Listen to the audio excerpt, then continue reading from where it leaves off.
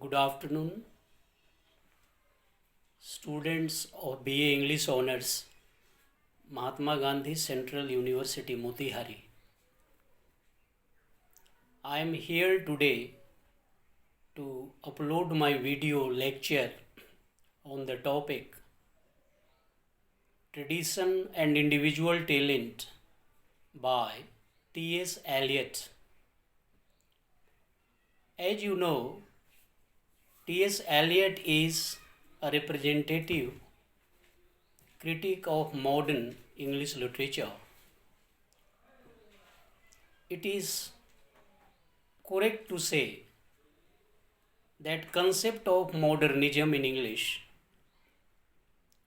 begins with the great stalwarts like Eliot, W.B. Yeats and W.H. Auden. When we talk about Eliot as a writer, the most important thing about him is he is a classicist. As a classicist, Eliot is primarily concerned with tradition. He is concerned with form. He is concerned with the formalistic aspects of a work of art. Eliot himself declared, I quote, "I am a royalist in politics, Anglo-Catholic in religion, and a classicist in literature." My dear students, the present essay, Tradition and Individual Talent, which was published in 1919 for the first time in The Egoist, a journal, and later it was published in the first book of criticism by T.S. Eliot entitled The Sacred Wood. It is also available in Eliot's selected prose and selected essays.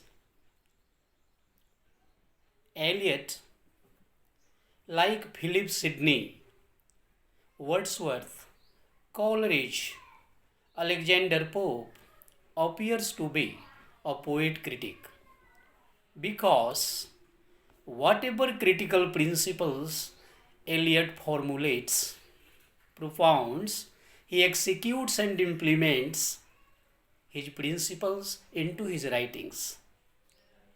If you look at Eliot's great works like The Wasteland, Prufrock, Four Quartets, and even modern poetic dramas, you find Eliot practices and implements all his critical philosophies into his writings. In the present essay, my dear students, in the present essay, Tradition and Individual Talent, which is divided into three parts, the first part discusses Eliot's concept of tradition.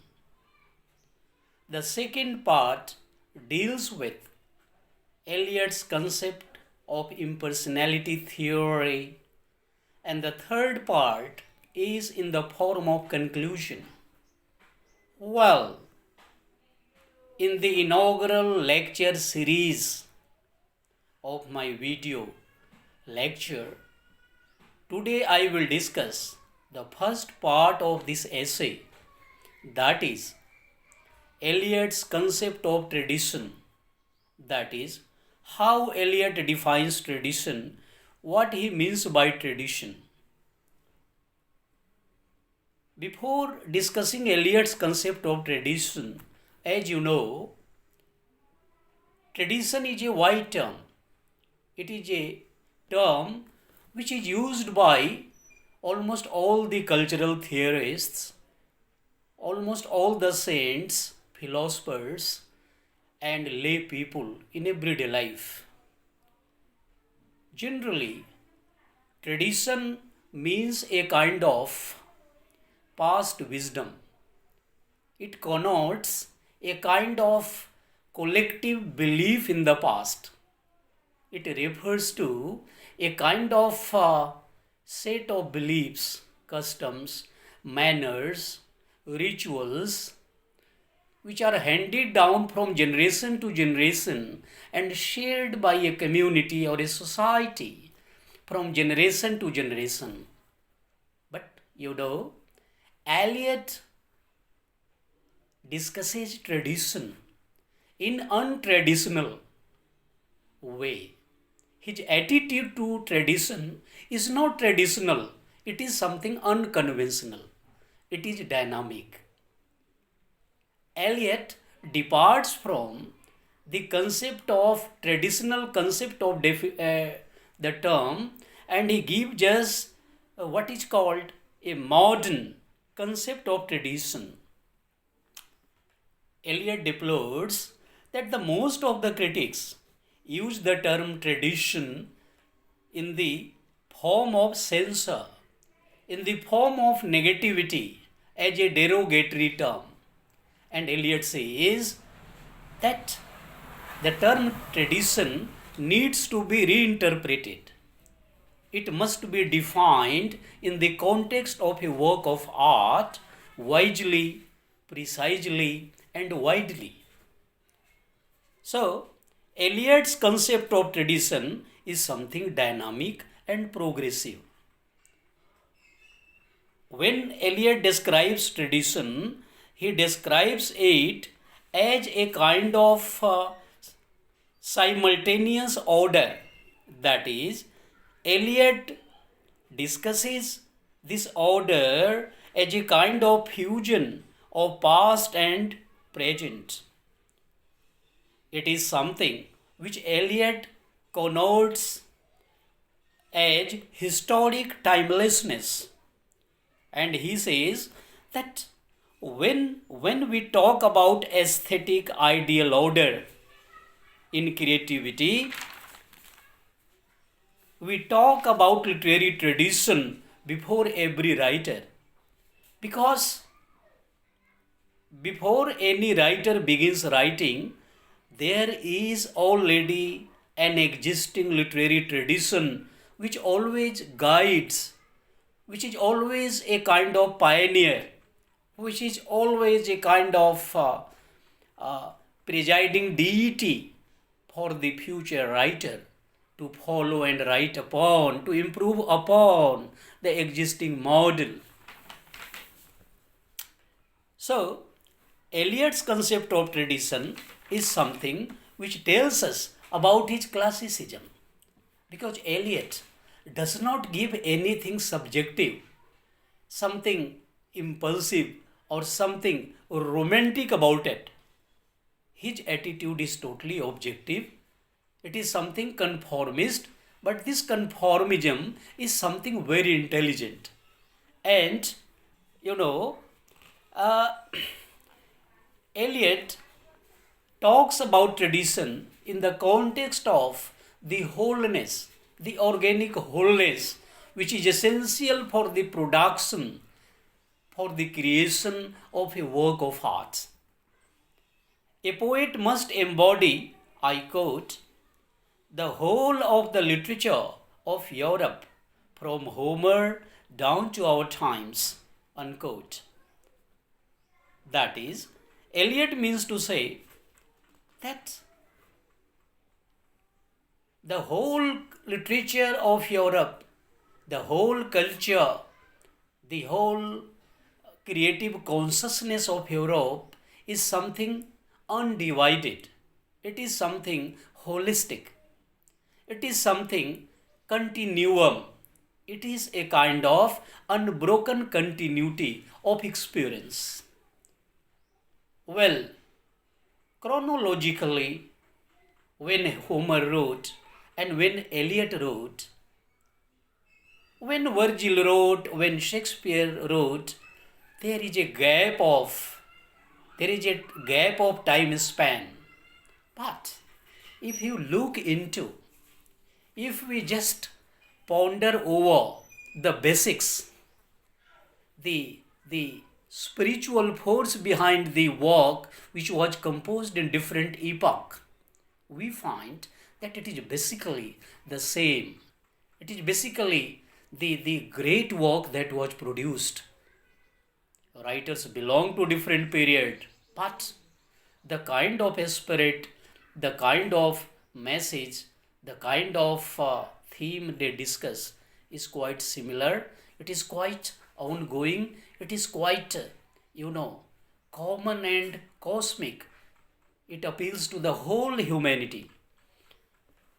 So that is, Eliot doesn't talk about tradition in a static way. There is something dynamic, there is something progressive, there is something simultaneous about Eliot's concept of tradition.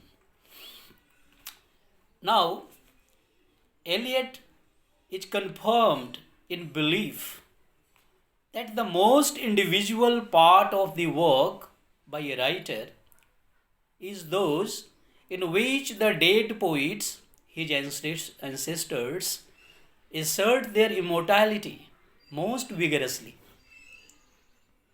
I repeat, I quote from the text, the most individual part of his work may be those in which the dead poets, his ancestors, assert their immortality most vigorously.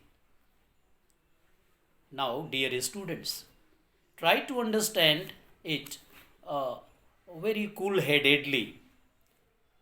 What is this undeniable influence of the past? How dead poets, how ancestors come to predominate the writing in the present? There is a great critic in English. He is a new historicist, Stephen Greenblatt. He has very wisely observed, I quote, I have a desire to speak with the dead. I repeat, Stephen Greenblatt writes, I quote, I have a desire to speak with the dead, unquote. What Stephen Greenblatt wants to convey that the essence of the past, the meaning of the past, it continues to assert its important role in the present. That is, the present and past, they are undivided. For a temporal writer, for a writer who means a kind of isolated, a kind of bifurcation in experience, past and present can be different sort of movements. But for a philosopher, for a great writer, for a real scientist, this past and present, they cannot be divided, because the present cannot be existing without taking the past into consideration. Eliot, Eliot, like a great artist, he had the great vision about it. He deeply believed that present cannot be imagined without taking the past into consideration. And it's true, because, when we talk about the critic like Julia Kristeva, we find this critic talks about intertextuality. That is, one text cannot be isolated from another because there is nothing new. Things are always same there, only the form changes. Now, if we look at the great observation by Alexander Pope, he beautifully writes, I quote, true wit is nature to advantage dressed, what oft was thought, but never so well expressed, I unquote. I repeat, Alexander Pope writes, I quote, true wit is nature to advantage dressed, what oft was thought but never so well expressed. Unquote. That is, Pope also talks about putting the new putting the new wine in old bottle. That is, the material of the literature, the material of the art is mostly the same. It is only the form, the style, the innovation, the stylistic which changes every time. That is, Eliot also writes at a place, novelty is better than repetition. It means that the business of a writer, the primary duty of a writer as a classicist, he or she has to become different in his presentation, different in his interpretation, different in his way of writing. He is not supposed to write something new, but he is supposed to introduce the way of writing something new. So it simply means that the process of writing in the present, it has something integral to do with the past.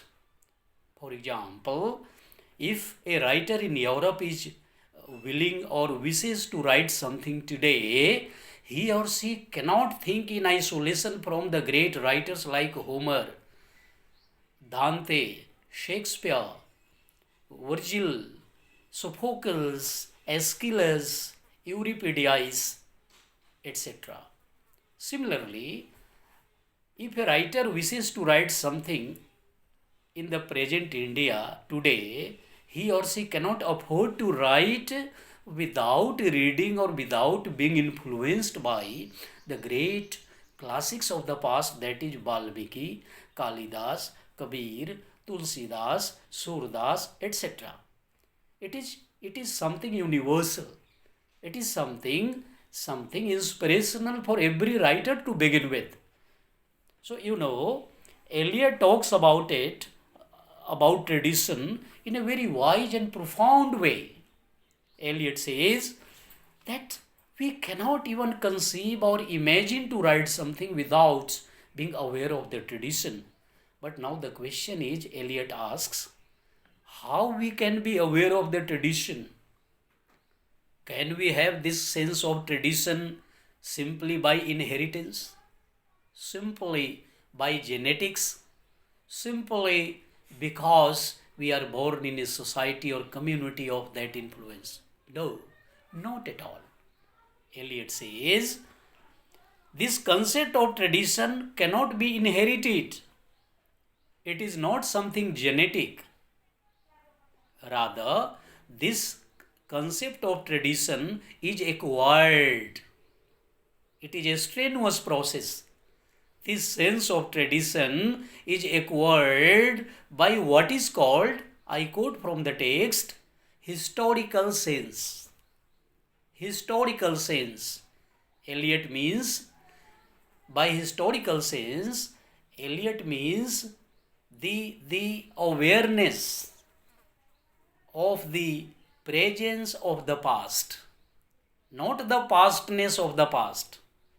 Eliot says, in order to write something really real, something great, a writer must have this kind of historical sense. And this historical sense enables a writer to have sense of tradition. And this historical sense is not something genetic, it is not inherited. Rather, this sense of tradition is acquired by a historical sense, and this historical sense is obtained by being aware not only of the pastness of the past, but its presence. That is, the part of past that is obsolete, that is immaterial, that is irrelevant, has nothing to do with tradition. Only the essential, the eternal, the timeless, the widely applicable aspect of the past is left to be part of tradition in the present. So, dear readers and my dear students, we have to understand it very wisely, because tradition does not mean having a blind adherence or having a just blind fidelity or blind, conformism to the past. Tradition needs a kind of enlightened, a kind of illuminating approach towards past. It is only when we are able to derive the real and genuine inspiration from the past. So, Eliot says that without being aware of the presence of the past, without having historical sense, nobody can be able to write really real or genuine work of art in the present. This is the secret. This is the mystery. This is the essence of Eliot's classicism. Now, it is from here that Eliot says that tradition is not something dead or something non-living or something formless or something isolated. Eliot says every tradition has got a kind of wisdom, a kind of illumination, and that's why Eliot uses a phrase, mind of Europe. He says the mind of Europe is always guiding every writer of Europe, irrespective of the country or place where a writer is born.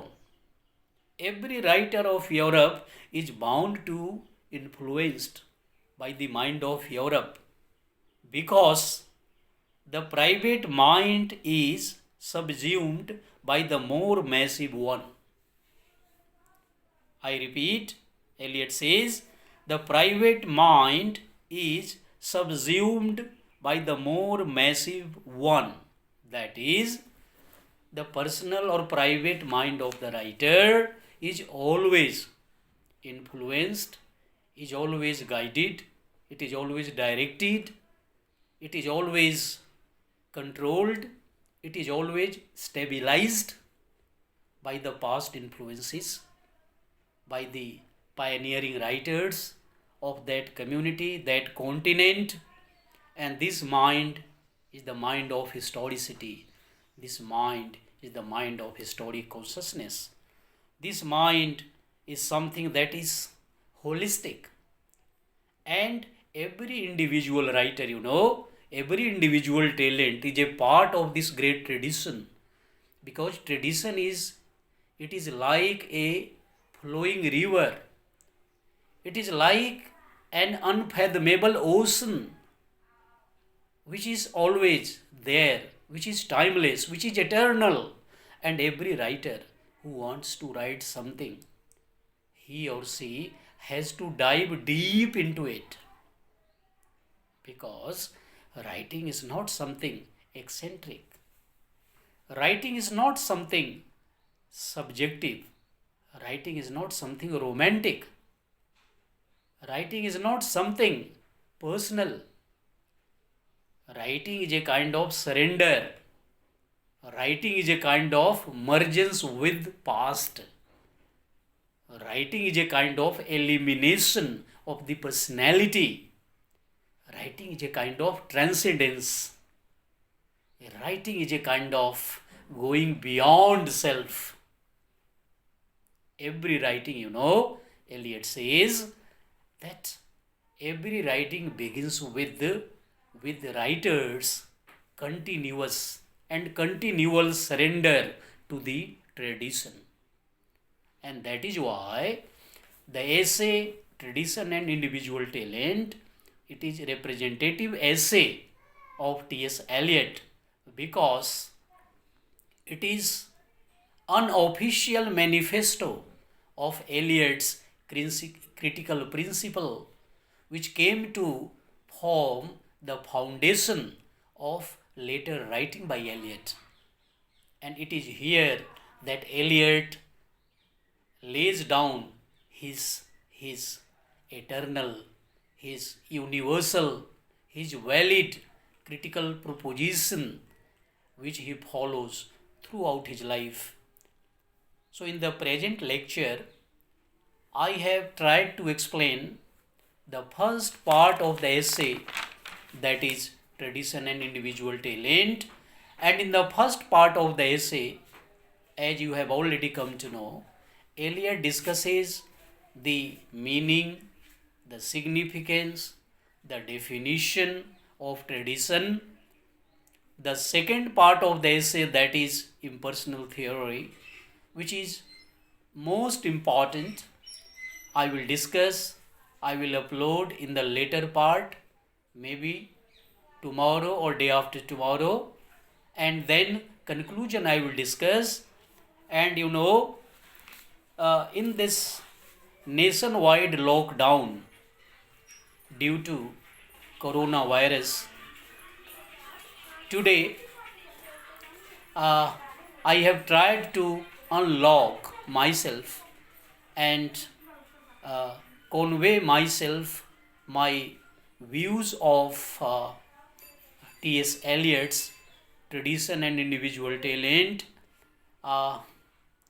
so that my dear students should not and need not find any problem in preparing their syllabi for coming papers, because this is the time when we should be aware of the suggestions, the measures, the preventive measures which Government of India, the state government or university have directed us to follow. So let's stay at home, let's work from home, and I am very happy that my colleagues of departments in particular and my different colleagues from various departments of MGCUB, they are taking sincere pain to reach out to their students through video conferencing, through Facebook, through uploading their video lecture. So this series, this effort will continue, and I wish all my students a very bright future ahead, and I expect my students, my colleagues to follow the preventive and suggestive measures of the government and try to maintain their neighborhood neat and clean, their family neat and clean, and take care to keep themselves hale and hearty, wise, otherwise, because after all, life is precious, and after all, human life is priceless. And let's stay tuned and let's query one another. If you have any suggestion, if you have any query regarding the writer, you can forward your query, your points, and I'll be able to respond to your query later on. Thank you very much. Wish you all the best. Thank you. Have a nice day.